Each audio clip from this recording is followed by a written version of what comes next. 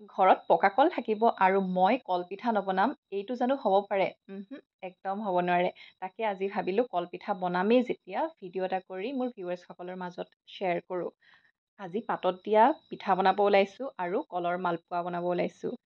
কলৰ পিঠা বনাবলৈ হ'লে মই একদম মজি যোৱা কল ব্যৱহাৰ কৰোঁ, কিন্তু আজি মজি যোৱা কল নাছিল, পকা কলেই আছিল। তাৰে মই এয়া বাকলি গুচাই ল'লোঁ। কল 5টা লৈছোঁ কাৰণ পিঠাত দুবিধ বনাম। কলখিনি এতিয়া সানি ল'ম। কাটা চামুচ এখন লৈছোঁ আৰু কলখিনি স্মেছ কৰি গৈছোঁ। যদি মজি যোৱা কল হোৱা হয় একদম ধুনীয়াকৈ সানা গ'ল হয়। এয়া মানে ইমানো মজি যোৱা নাই কলখিনি, কিন্তু পকা কলেই। এয়া ধুনীয়াকৈ মই সানি ল'লোঁ। আৰু এতিয়া ইয়াতে ব্যৱহাৰ কৰিম মিঠাৰ বাবে গুড়ৰ পাউডাৰ ব্যৱহাৰ কৰিছোঁ। কেতিয়াবা মানে ইটো গুড়ো থাকে, যিটো লিকুইডত থাকে সেইটোও থাকে, আৰু অলপ টান হৈ থকা গুড়টোও থাকে, কেতিয়াবা সেয়াও দিওঁ। আজি গুড়ৰ পাউডাৰ ব্যৱহাৰ কৰিছোঁ। অকণমান নিমখ দিছোঁ যাতে মিঠাটো বেলেঞ্চ হৈ থাকে। আৰু ৰুকি লোৱা নাৰিকল এয়া 1 কাপ জোখৰ দি দিছোঁ। আৰু এনেই মই ইমান কাপেদি জোখ মাখ কৰি বস্তু দি নাথাকোঁ। আজি ভিডিঅ'টোৰ কাৰণে 1 কাপ জুখি নাৰিকল ৰুকা দি দিছোঁ। এনেইতো হাতৰ মুঠাতে মই মুঠি হিচাপে দি দিওঁ। আৰু তাৰপিছতে এতিয়া লাষ্ট ইনগ্ৰিডিয়েণ্টটো দিছোঁ পিঠাগুড়ি। এয়া কেঁচা পিঠাগুড়ি ব্যৱহাৰ কৰিছোঁ এই পিঠাটোৰ বাবে।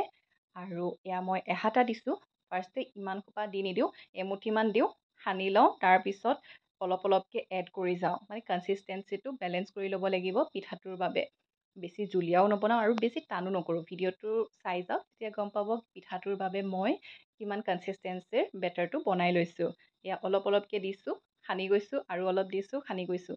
অলপ অলপকৈ এনেকৈ দি গৈছোঁ। এবাৰতে এসোপামান দিলে মানে বহুত টানো হৈ যাব পাৰে, সেইকাৰণে অলপ অলপকৈ দিছোঁ।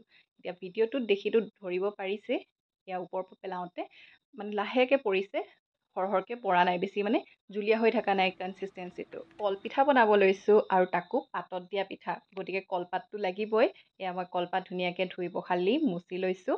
আৰু ইয়াতে অকণমান ৰিফাইন তেল দিছোঁ। পাৰিলে ঘিউ দিব পাৰে। মই আজি ৰিফাইন তেলেদি ব্ৰাছ এডালৰ সহায়েৰে কলপাতখন অকণমান সানি লৈছোঁ। চামুচ জোখৰ বেটাৰ লৈছোঁ আৰু কলপাতখনৰ এটা ছাইডত ইয়াক গোল কৰি দি দিছোঁ। মাজত দিয়া নাই, ছাইডত দিছোঁ। আৰু বেছি বহলাইও নিদিওঁ আৰু বেছি পৰিমাণৰো নলওঁ, অলপমান লৈছোঁ। আৰু এয়া ফল্ডিং কৰি দিছোঁ। বহুতেও বেলেগ বেলেগ ধৰণে বনায়, মই কেনেকৈনো বনাওঁ তাকে দেখাইছোঁ। আৰু তাৰপিছত বেছি জোৰছে নহয়, অলপমানকৈ অলপ প্ৰেছ কৰি দিছোঁ যাতে চিপকি থাকক। বা চিপকি থাকক বুলিহে এয়া লাহে লাহে প্ৰেছ কৰি দিছোঁ।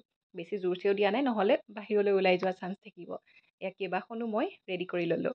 এতিয়া টাৱা এখন বহাই দিছোঁ আৰু গেছৰ ফ্লেমটো ল' কৰি দিছোঁ যেতিয়া টাৱাখন গৰম হৈ গৈছে। তাৰপিছত 2 মিনিট ৰাখিলোঁ আৰু উল্টাই দিছোঁ। 1 মিনিট ৰাখি আকৌ ঢাকন মাৰি দিছোঁ। আৰু তেনেকেই আমাৰ পাতত দিয়া পিঠা ৰেডি হৈ গ'লগৈ। এয়া মই নমাই থ'লোঁ। তেনেকেই গোটেইকেইখন বনাই ল'লোঁ। আৰু যিহেতু মালপোৱা বনাম বুলি কৈছিলোঁ, তাৰ বাবে এয়া অলপ বেটাৰ থৈ দিছোঁ। আৰু এয়া তেল গৰম হওঁতে এচামুচ এচামুচকৈ দিছোঁ। ওলোটি শিলোটি কৰি পেলাই এই পিঠাকেইটাও হৈ গ'লগৈ। কল যেতিয়া ঘৰত বেছিকৈ মজি যায়গৈ, তেতিয়া কোনেও খাব নিবিচাৰে। কোনেওতো বাদ দিয়ক, মই নিজেই নাখাওঁ। আৰু তেতিয়া এনেকৈ মালপোৱা নিচিনাকৈ কলপিঠা বনাই লাল চাহৰ লগত ধুনীয়া জুতিৰে আমি চবেই খাওঁ। এইটোৰো পিঠা মই ঘৰত সদায় মানে কল থাকিলে বনাওঁৱেই। তাকে ভাবিলোঁ আজি বনামেই যেতিয়া ভিডিঅ' এটা কৰি ভিউৱাৰ্ছসকলৰ মাজত শ্বেয়াৰ কৰোঁ। আৰু এই পাতত দিয়া পিঠাবিধ কোনে কোনে খাইছে বাৰু কমেণ্ট কৰিব। এই থলুৱা খাদ্যবিধ আমি বহুতেও চিনি নাপাওঁ। বহুতেও আইতাহঁতৰ দিনত তেনেকৈ খাইছিলোঁ বুলি মনত থাকিব চাগে, বা বহুতেও বনাই কম সংখ্যকে খায় বাৰু, নাখায় বুলি নকওঁ বাৰু।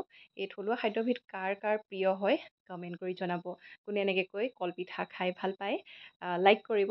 আৰু যদি আজি মোৰ এই ৰেচিপিটো, মোৰ ভিডিঅ'টো যদি চাই ভাল পালে, তেনেহ'লে ছাবস্ক্ৰাইব কৰি থৈ দিব মোৰ চেনেলটো। এনেকুৱা আৰু ভিডিঅ'জ আহি আছে। আজিলৈ আহিছোঁ, বাই।